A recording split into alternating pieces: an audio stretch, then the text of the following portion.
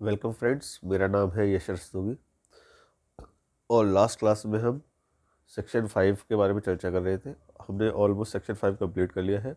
बस एक सर्कुलर और 2 एक्सप्लेनेशन पढ़ानी बाकी है। बाकी कंप्लीट हो चुका है। तो वहाँ जाने से पहले अब हम कुछ बेसिक टर्मिनोलॉजीज़ के बारे में बात कर लेते हैं, ठीक है, जिसकी हमें आगे ज़रूरत पड़ती रहेगी, हर जगह ज़रूरत पड़ेगी। तो चलिए शुरू करते हैं। तो फ्रेंड्स, आज हम समझेंगे व्हाट इज़ इनकम। इनकम क्या है, ठीक है। अब इनकम जैसे कि मान लीजिए सैलरी है, कोई जॉब करता है मान लीजिए, ठीक है, तो उसकी इनकम क्या है, सैलरी। कोई इंश्योरेंस एजेंट है मान लीजिए, तो उसकी इनकम क्या है, इंश्योरेंस कमीशन। कोई बिजनेसमैन है, कोई बिजनेस करता है, तो उसकी इनकम क्या है, बिजनेस इनकम, बिजनेस प्रॉफिट्स, ठीक है।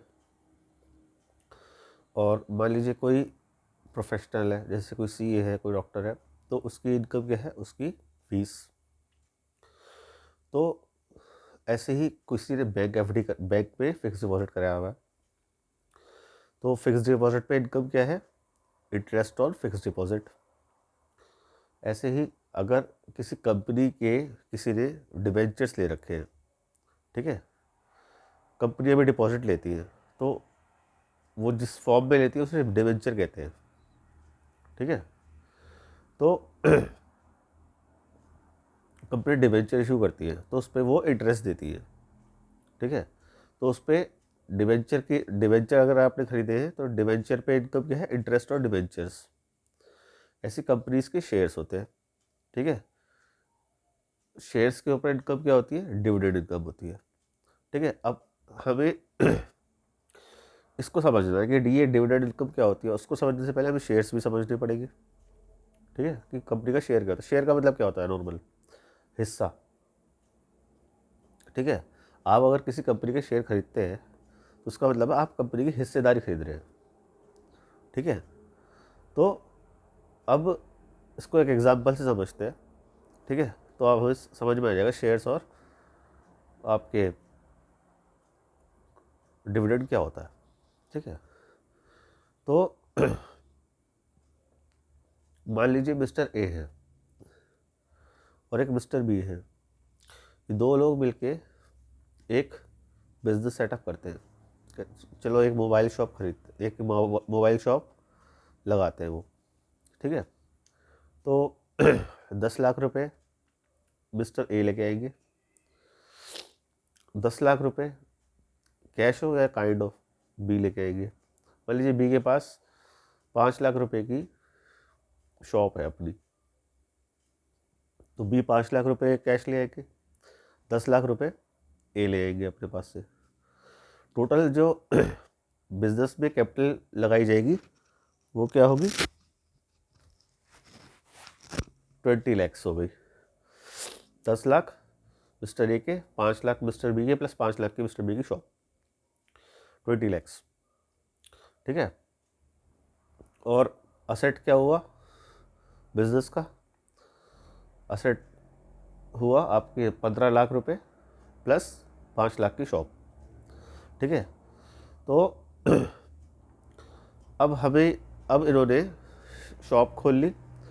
अब इन्होंने 15 लाख के मोबाइल खरीद लिए, ठीक है। अब 15 लाख के मोबाइल, मान लीजिए इन्होंने 150 मोबाइल खरीद लिए 15 लाख के, ठीक है। मान लीजिए 10,000 का एक मोबाइल, तो 150 मोबाइल खरीदे, ठीक है। अब इन्होंने इसको बेच दिया 2,000 पर मोबाइल प्रॉफिट में बेच दिया, यानी कि 12,000 रुपये पर मोबाइल के हिसाब से 150 मोबाइल बेच दिए। तो इनको टोटल इन्होंने कितनी टर्नओवर जनरेट की, 18 लाख। और प्रॉफिट कितना आया इनका, 3 लाख, ठीक है। ये इनका क्रॉस प्रॉफिट आया, ठीक है। अब मान लीजिए कुछ खर्चे इन्होंने कर दिए, मान लीजिए बिजली का बिल दे दिया, सेल्समैन रखा था मोबाइल बेचने के लिए, उसको सैलरी दे दी, ठीक है। और भी बिजनेस प्रमोशन एक्सपेंस कर दिए कि भाई मोबाइल के साथ चार्जर फ्री, मतलब जैसे कि छोटी मोटी चीज़ें, मतलब पेन फ्री दे दिया, कुछ कुछ भी, मतलब बिजनेस प्रमोशन एक्सपेंस जो भी किए, ठीक है, ईयरफोन दे दिए, कुछ भी, ठीक है। तो बिजनेस प्रमोशन एक्सपेंसेस किए, मान लीजिए 50,000 टोटल खर्चा किया, तो 2.5 लाख रुपए इन्होंने कमाया। अब 2.5 लाख रुपए कमाया, तो अब इनकी हिस्सेदारी कितने की होगी? भाई 10 लाख ए ने लगाए थे, 10 लाख ही बी ने लगाए हैं, तो बराबर की हिस्सेदारी हुई ना। तो प्रॉफिट में हिस्सेदारी कितने की बराबर बराबर की होगी? नहीं, 1,25,000 का प्रॉफिट हुआ ए का, 1,25,000 का प्रॉफिट हुआ बी का। और अब जैसे ये प्रॉफिट हुआ, इसको अगर हम मान लीजिए ये दोनों कंपनी खोल लेते हैं, ठीक है, रजिस्टर करा लेते हैं अपने को एज ए कंपनी। अब मान लीजिए वो ये जो 20 लाख रुपए हैं जो इन्होंने लगाए थे, वो अपने शेयर इशू करें अगर, तो भाई 10 लाख के शेयर, उस एक शेयर की वैल्यू मान लीजिए 10 रुपये, ठीक है। तो 20 लाख के कितने शेयर इशू होंगे? 2 लाख। अब ये 2 लाख जो शेयर इशू हुए, 1 लाख शेयर किसके नाम पे होंगे? मिस्टर एक 1 लाख शेयर होंगे मिस्टर बी के नाम पे, क्योंकि 1 लाख इंटू 10 लाख, दोनों के 10 लाख हैं, इतने हो गए, 2 लाख शेयर हो गए। अब ये जो 2.5 लाख रुपए इन्होंने कमाए, ठीक है, अगर हम अर्निंग पर शेयर निकालना चाहें इनकी, कि भाई एक शेयर पे कितनी अर्निंग हुई, तो भाई 2.5 लाख रुपए को डिवाइड करेंगे हम किससे? 2 लाख से। तो 1 रुपये 25 पैसे पर शेयर, यानी 10 रुपये एक शेयर पे 1.25 रुपये कमाया, ठीक है। अब 1.25 रुपये जो कमाया, इसको हम करते हैं EPS, अर्निंग पर शेयर। अब डिविडेंड क्या होता है? डिविडेंड जो है डिसाइड किया जाता है मैनेजमेंट के द्वारा कंपनी की,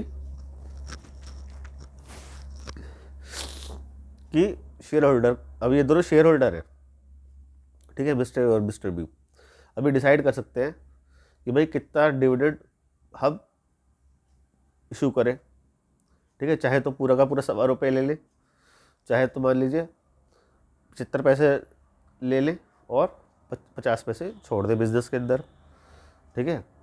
मान लीजिए 75 पैसे इन्होंने ले लिए, ठीक है। तो डिविडेंड कितना इशू हुआ इनका? 10 रुपये के शेयर पे